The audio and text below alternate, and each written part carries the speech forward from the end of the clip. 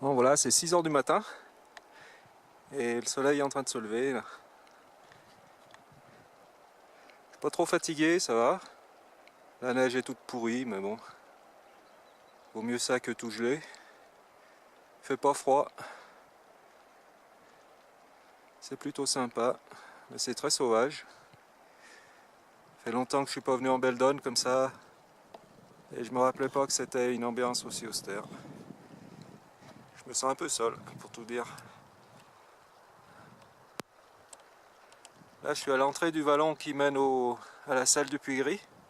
Je dois être vers 2004-2005, je sais pas trop. Donc derrière, là, c'est le vallon qui me mènera sous le sommet. Bon, il est 6 h 20 et je suis à peu près à 2500 mètres. Et je suis rentré dans le vallon qui mène à la salle du Puy-Gris. C'est beau, quoi. C'est beau, le soleil est là. Le jour est pleinement levé.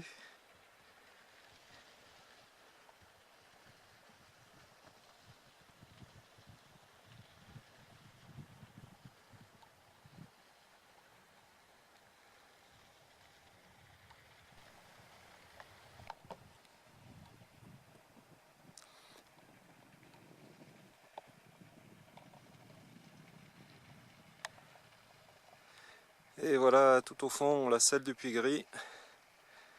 Et le Puy-Gris sur la droite. Donc il me reste 400 mètres de dénivelé pour le sommet. La neige est bizarre, il y a des endroits c'est pourri, d'autres endroits c'est plus ou moins gelé. Je crois que là je vais essayer de mettre les crampons parce que la suite, à mon avis, ça va mériter. Voilà. Alors 7 h moins quart, je suis aux alentours de 2007 et le paysage devient vraiment grandiose. Je suis en train de sortir des vallons, des basses pentes et je commence à tutoyer les sommets là. C'est vraiment magnifique. Dans le soleil, il fait beau en plus. Il n'y a pas un poil de vent.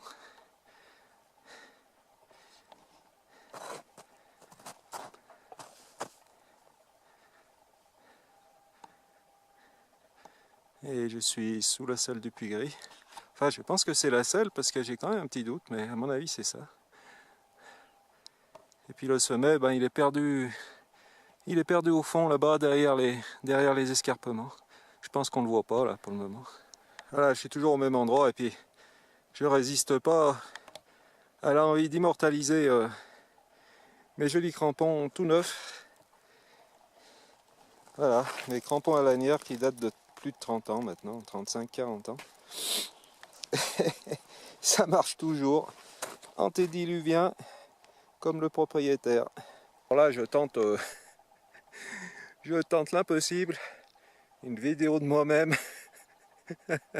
Incroyable mais vrai. Bon, je vais peut-être pas trop tenter le tour comme ça parce que je vais finir par me casser la figure. Ah voilà, je suis sous le mur terminal de la salle du Puy-Gris. Ça doit faire une trentaine ou une quarantaine de mètres de haut à 30-40 degrés. Ah, ça va être sympa. Sinon le ciel se couvre petit à petit en nuages d'altitude, ce qui fait que la lumière est de moins en moins vive. C'est toujours du beau temps, mais ça va se couvrir petit à petit comme ça. C'est ce qui était prévu. Voilà, 7 h 30 et je suis à la salle du Puy-Gris, plus de 2008. Donc la grimpée du mur, bah, ça a été nickel. La neige à peu près comme il faut. C'était pas si raide que ça. Et je suis dans le soleil.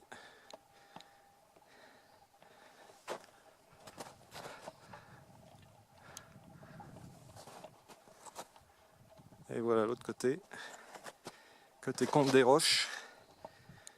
Par lequel je vais descendre tout à l'heure.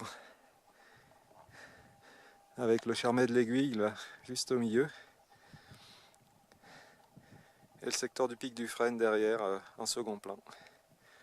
Et puis maintenant je vais attaquer l'arête sommitale qui part ici là. Donc ça a l'air rébarbatif, mais je l'avais déjà fait il y a plus de 30 ans, 35 ans. Et c'est pas très difficile en fin de compte, on verra bien les conditions, mais en principe ça pose pas de problème. Et voilà, il est 8h, bientôt 8h30. Et j'ai pas pu faire le puits gris qu'on voit là sur sa face nord. Parce que le départ de la selle le départ de l'arête était verglacé et la suite était vraiment pas engageante. Donc j'ai abandonné sagement et puis j'en ai profité pour venir faire un tour au col de Combrousse. Donc j'ai passé sous la pointe du même nom là. Et puis ça me permet de voir la combe du Glaisin, donc qui descend du côté Grésivaudan, et que j'avais pas vu depuis 35, au moins, ouais, 35 ans par là. Voilà, donc ça fait des souvenirs. Là c'est le Charmé de l'Aiguille. Et puis là c'est la combe des Roches, par laquelle je vais descendre maintenant sans trop tarder. Parce que les conditions de neige sont tellement exécrables que j'ai comme dans l'idée que je risque d'y passer un certain temps. Avec la quantité qui reste là, si je me mets à enfoncer, donc c'est pas plus mal que je redescende vite et tôt, avant que la grosse chaleur arrive. Et puis de toute façon, il y a déjà des cumulus qui commencent à se former, donc je pense que ça va vite devenir malsain. Et puis, comme on n'est jamais si bien servi que par soi-même, j'en profite pour faire petite vidéo selfie. Voilà, on voit le sommet. Je commence quand même à être un peu fatigué cette fois. Coucou.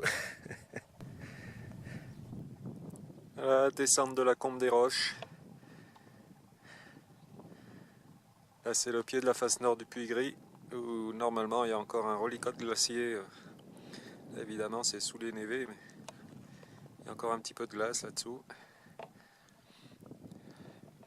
Là-bas c'est le col de la Valoire et la selle du Puy Gris sur la gauche.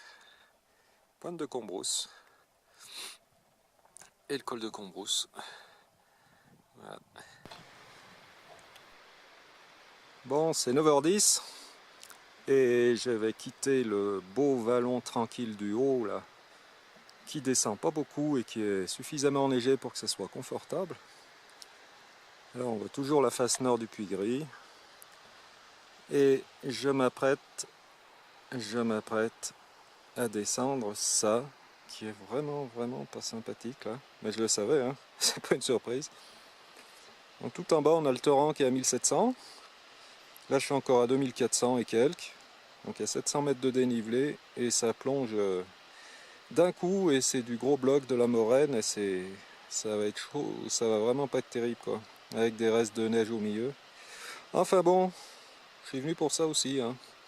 Sinon les cumulus montent comme prévu, voilà. De toute façon, c'est prévu pour mal tourner cet après-midi et très mal en fin d'après-midi. Donc, il n'y a aucune surprise. Bon, voilà, bientôt 10h. J'ai pas mal descendu. Galère dans les blocs, galère dans la neige. Et là, ben, ma foi, je suis en face de la pointe de l'Aube du Pont. Un coin que je connais bien.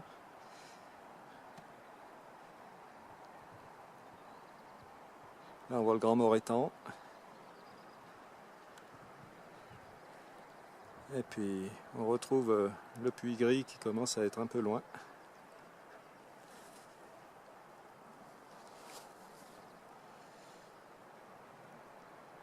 Et on fait le tour complet. Le soleil commence à faire cache-cache avec les cumulus. Et voilà en bas l'Orcel. Donc c'est le fond du vallon, vallon inférieur des Roches, la combe des Roches. Et c'est là que j'ai retrouvé une bonne trace. Mais alors d'ici là, il faut quand même que je perde encore 200-300 mètres quoi. Mais bon, j'ai la forme, tout va bien.